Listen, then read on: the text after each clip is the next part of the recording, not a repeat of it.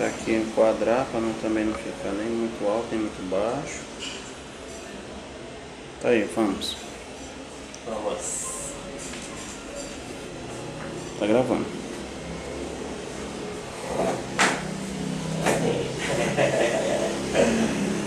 Beleza, boa tarde. Então iremos conhecer um pouco da história do nosso amigo Júnior Lopes, que é engenheiro civil, dentre outras especializações do segmento. É poeta, escritor, intérprete de poesias, pesquisador, músico, fundou a primeira ONG em Itapecurimirim, Parceiros Solidários, membro fundador e efetivo da Academia de Ciências, Letras e Artes, AICLA, um dos intelectuais de Itapecurimirim, com 2 obras de sua autoria já lançadas, Outras Vozes e Memórias do Capa Preta, dentre outras, e com participações em Púcaro 1 e 2.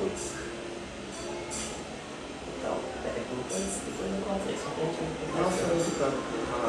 gente... uma pequena história sobre Júnior Lopes. Como surgiu o despertar por letras e artes na sua vida? Certo. Teve uma época em minha vida que eu tive uma doença crônica chamada depressão. E quando eu tinha as crises de depressão, eu começava a escrever. Eu escrevia poesias, escrevia contos, e naquele momento que eu estava escrevendo, ia me dando um alívio, ia aliviando aquela dor, aquela angústia, aquilo que nós não sabemos descrever, porque agora que a depressão está sendo estudada, é como um véu invisível que cai sobre a pessoa no momento que ele nem está esperando, e pode ser em qualquer local que a pessoa esteja. E ali a pessoa começa a chorar, a sentir uma angústia, uma dor. Então, à medida que eu ia escrevendo, aquela dor ia saindo. E eu sentia algo como se fosse uma cura. E daí eu comecei a escrever. Percebe que foi algo bem profundo mesmo, né? Então, Júnior Lopes, músico. Sabe-se que o mesmo é apaixonado por contrabaixo. Mas além desse instrumento, ele também toca guitarra, violão, teclado, bateria e etc. Quando a música entrou na sua vida, de que forma ela te ajudou no seu caminhar? Certo, a música entrou na minha vida quando eu tinha, eu acredito que uns 14 anos. Eu já gostava de rock, né? E parte de minha família, eles frequentam a Igreja Assembleia de Deus. E aí eu passei também a frequentar isso lá em São Luís. Eu já morava em São Luís na época, estava fazendo 2º grau lá e pretendia fazer faculdade. E aí conheci galera lá, os músicos da Assembleia de Deus do Coapã, em São Luís. E aí eu passei a visitá-los, aquela amizade, e tive minha primeira aula, foi de contrabaixo, um grande irmão, um amigo que está em Brasília hoje, chamado Nini. Aliás, ele está em São Luís, foi para Brasília, depois voltou, está em São Luís. E um grande amigo meu até hoje, o problema dele é que ele perdeu o cabelo, né? Mas ele continua sendo meu amigo do peito, e ele que me deu as primeiras instruções. A partir daí, quando eu entrei na faculdade, na verdade eu fiz várias faculdades, mas terminando apenas engenharia, eu fiz também música. Estudei na Escola de Música do Maranhão, mas não consegui concluir porque a faculdade paralela, no caso de engenharia, apertou muito, eu tive que fazer estágio, fazer monografia e teria que optar, e acabei largando o curso de música. Mas aprendi muita coisa, bati o bona, aprendi várias teorias, prática também, estudei piano, estudei baixo, estudei introdução de violão, de cordas, estudei instrumento de sopro também, mas não recebi o diploma, não fui diplomado. Bom, também eu estava sabendo. Com relação à participação na criação das bandas do segmento rock aqui em Itapecurimirim, o cenário cultural no município, ele cresceu a respeito desse segmento, graças a você. O que você teria a dizer a respeito desse segmento que você praticamente implantou aqui na cidade? Certo. Então, como eu disse, desde criança, eu sempre gostava de rock. Então, meu pai, na época, ele trabalhava no INCRA, ele tinha uma condiçãozinha, na época ele estava bem, e ele sempre dava um dinheirinho, né?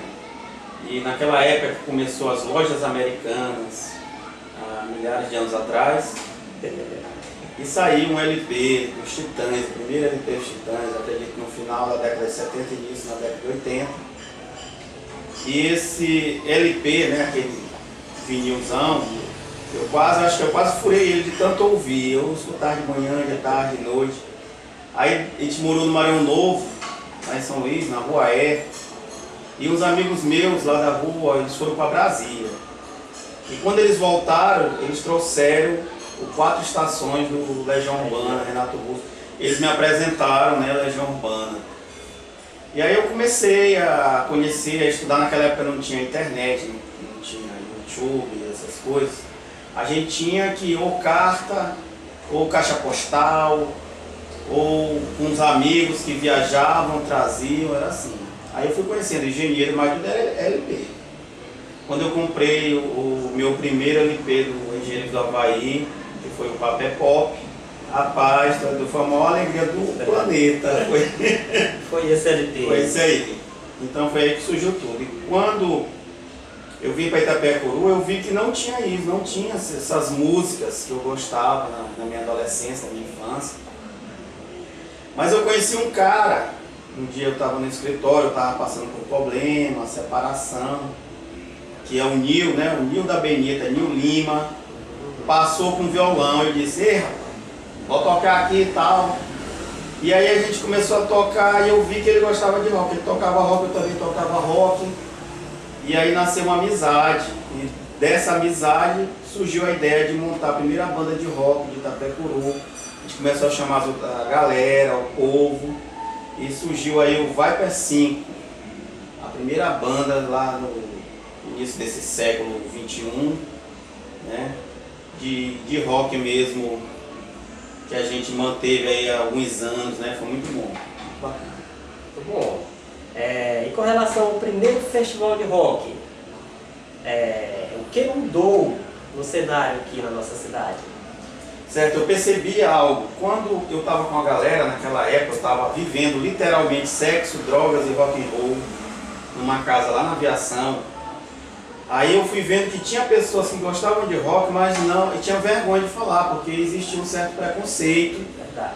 E os pais chegavam até a bater mesmo nos filhos, se caso eles gostassem desse tipo de ritmo, né?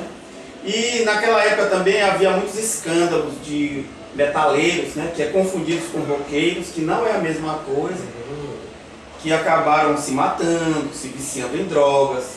Então quando a gente se reunia, às vezes para tomar um vinho, o pessoal já com 18 anos e tal, aí pensavam que a gente estava se drogando, literalmente usando droga pesada, né?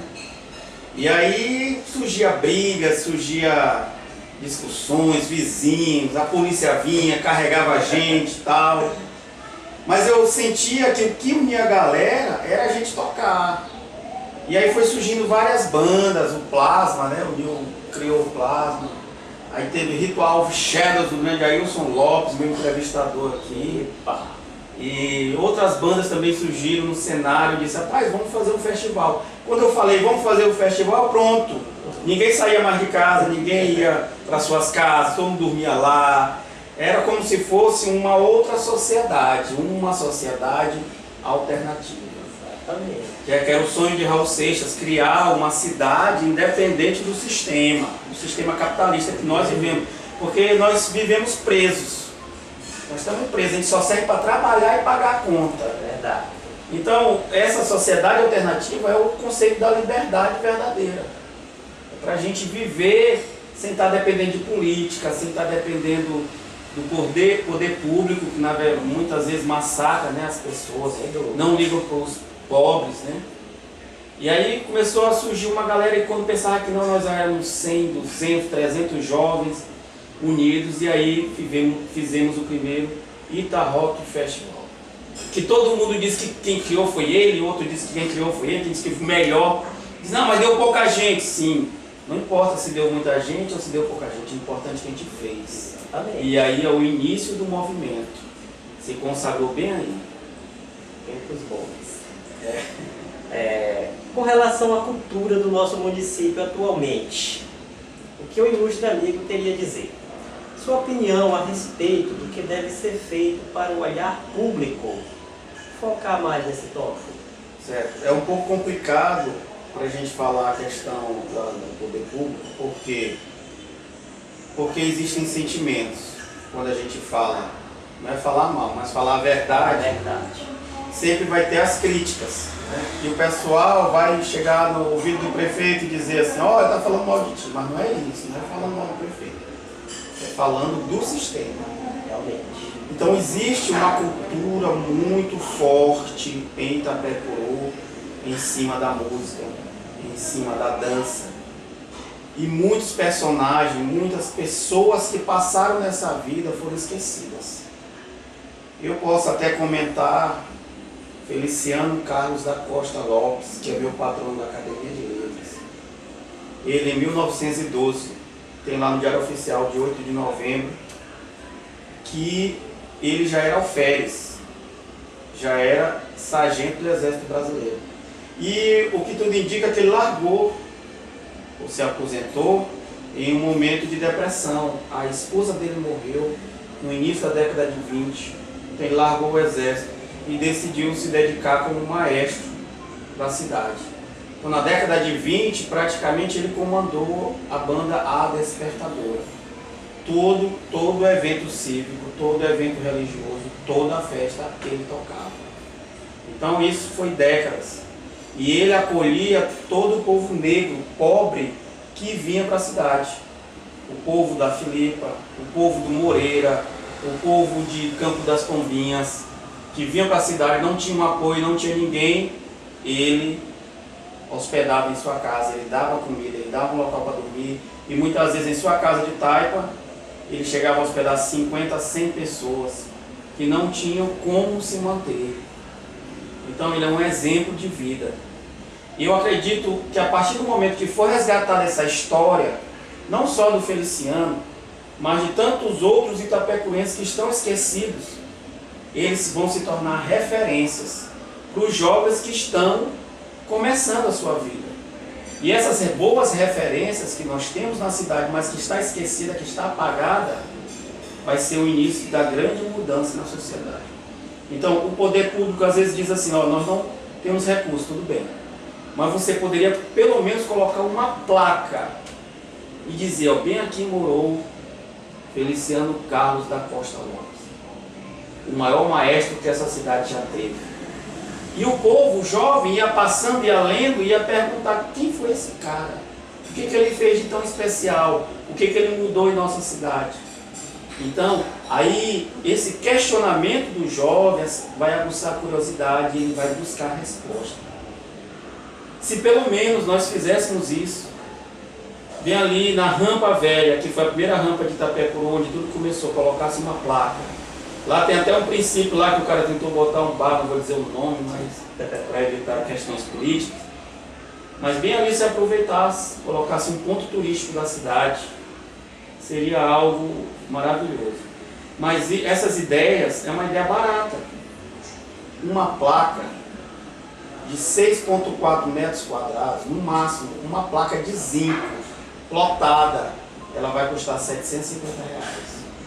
Que não é nada, e sai muito mais barato do que se for fazer um monumento de 75 mil.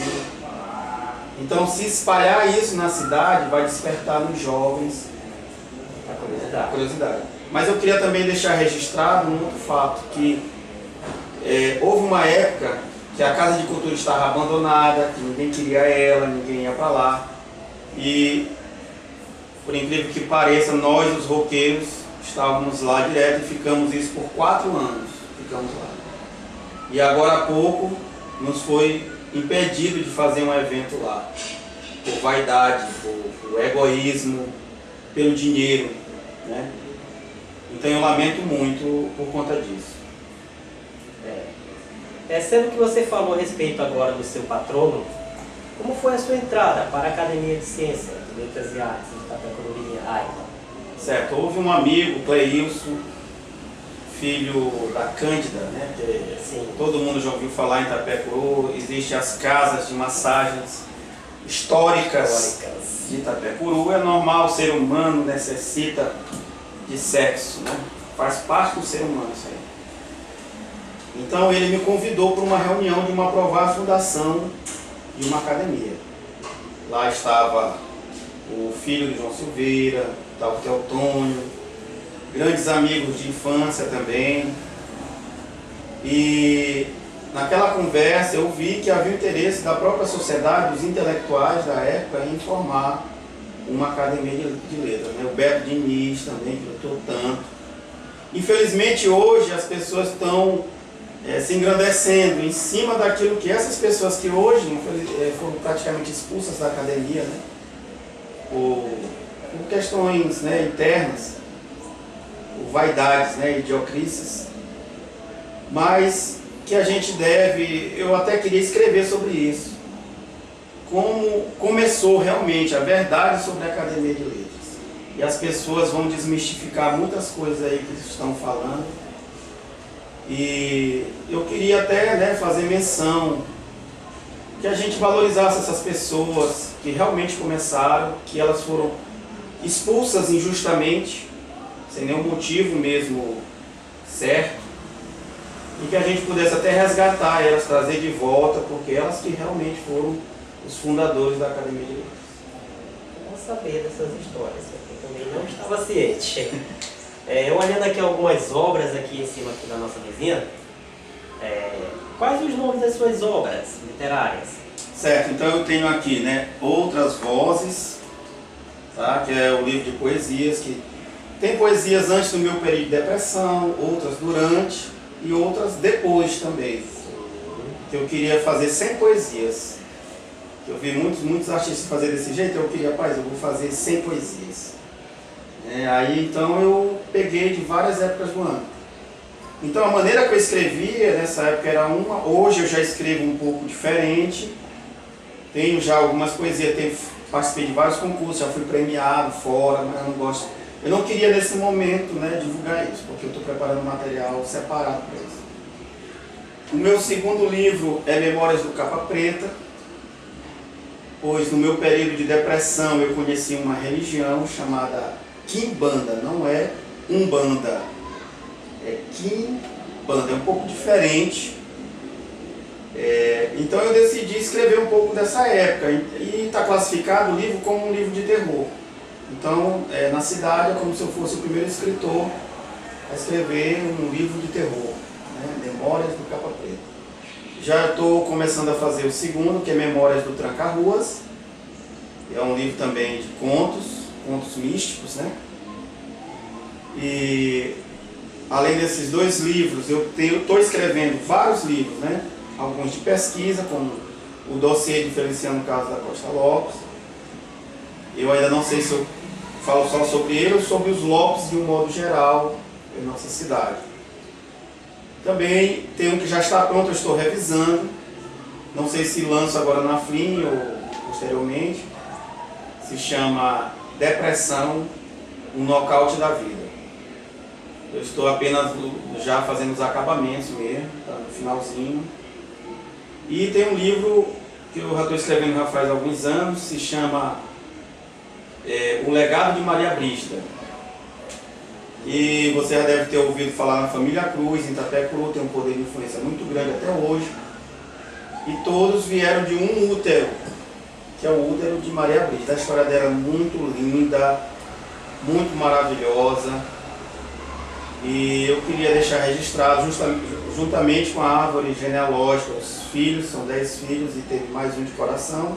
E os filhos destes, que vai dar uma confusão doida, que vai dar umas 10 páginas só de nome de gente nessa cidade aqui. E muita gente vai se descobrir como parente de outro parente de outro. Vai ser uma loucura isso aí. Muito bom. Então o que acontece? A minha sétima pergunta era justamente por isso. Como é que estaria sendo os planos culturais que você acabou de falar para nós. Certo. Além do meu trabalho como escritor, como poeta, né? Nós temos agora a banda Sociedade Alternativa e um projeto que está suspenso, mas a gente vai retomar também, a Alternativa Rock. A Alternativa Rock é metal e a Sociedade Alternativa é o rock pop mesmo, que foi a origem de tudo. Onde eu comecei foi no pop rock, não foi na loucura, foi mesmo uma coisa bem calminha mesmo, tranquilo. Foi bem tranquilo. A gente está gravando num estúdio profissional e eu acredito até o final do ano as gravações encerram e ano que vem a gente lança o nosso CD Sociedade Alternativa. E aí começa a gravação do Alternativa Rock. A gente está montando ali um estúdio ali escondidinho, a gente vai retomar. E como o metal é mais complicado, as gravações, eu acredito que todo ano que vem serão as gravações, o ano inteiro. Então vamos saber também dessa história. E aí, para finalizar, qual o recado que você daria para esse povo aqui de Itapecuru a respeito das ciências e artes? Certo. O nosso cérebro, nós seres humanos, que na verdade somos apenas animais melhorados, o nosso cérebro não vive sem a arte. Nós temos dois lados. Um lado é a questão da intelectualidade, que é o estudo, a gente vai ver matemática, ver o português, aprender essa parte para a gente poder viver, ganhar um dinheirinho e seguir nossa vida, se sustentar nessa terra, ser escravo do sistema. É verdade. A verdade é essa. Mas o outro lado é o nosso lado que nós necessitamos. A criança, sem ninguém dizer para ela, ela já canta sozinha. Ela sorri o tempo todo, a criança sorri e te faz sorrir. A criança canta, a criança dança, sem ninguém. São filhos de crente, uma filha de crente. Mas do nada ela começa a dançar. Quem foi que ensinou? Ninguém ensinou. É próprio do ser humano. E se o ser humano não executar isso, ele não se reunir com os amigos e conversar besteiras, ele cai em depressão. E como eu não quero nunca mais na minha vida cair em depressão, eu não quero isso nem para o meu pior inimigo, para as pessoas que têm inveja de mim, eu não quero isso. Porque é algo muito ruim, a pessoa se mata, a pessoa se corta, a pessoa tenta se enforcar. Entendeu? Então, eu digo para essa galera, você tem um dom e descubra qual é o seu dom. Você é que tem que saber. Se foque nisso aí, você tira um horário, um tempo para se dedicar também à arte.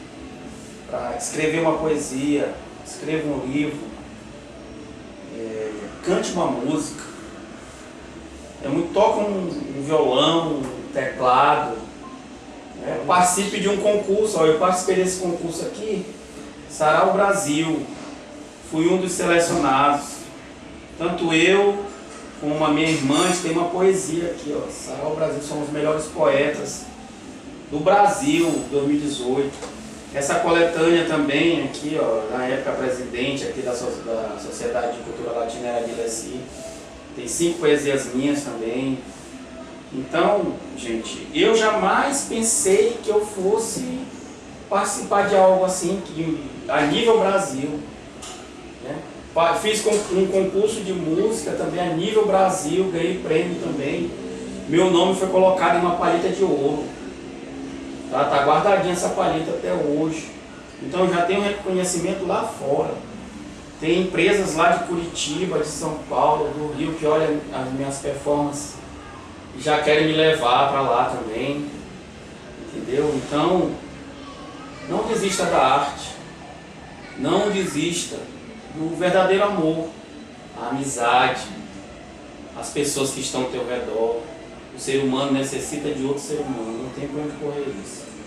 Nunca desista de lutar, não se isole, não fique sozinho, não, vá para fora mesmo, grite, vai para onde a galera, bebe um pouquinho de cachaça, uma dosinha de cachaça não mata ninguém, converse, e é isso aí, seja feliz. Eu quero agradecer a sua participação aqui no meu trabalho Na e que sejamos felizes. Beleza. Vamos ver quantos meia hora foi. 20 minutos.